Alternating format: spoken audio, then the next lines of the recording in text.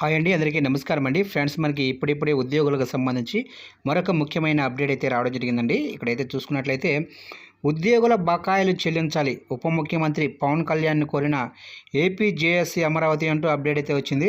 ఇక ఉద్యోగులకు గత ప్రభుత్వంలో జరిగిన నష్టాలను కూటమి ప్రభుత్వం ద్వారా భర్తీ చేయాలని ఏపీ జేఏసీ అమరావతి ఉప ముఖ్యమంత్రి పవన్ కళ్యాణ్ని కోరింది.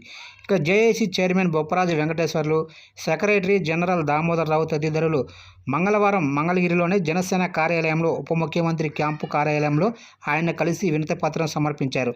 ఇక ఎన్డీఏ కూటమి ఎన్నికల్లో ఇచ్చిన హామీ మేరకు వెంటనే ఐఆర్ ప్రకటించాలని కోరారు.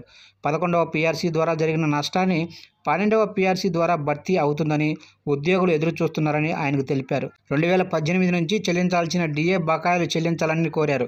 ప్రతి ఉద్యోగికి ప్రతి నెల 1వ తేదీన జీతాలు, రిటైర్డ్ ఉద్యోగులకు పెన్షన్లు చెల్లించేలా చూడాలని, కాంట్రాక్ట్ ఉద్యోగుల క్రమబద్ధీకరణ చేయాలని కోరారు.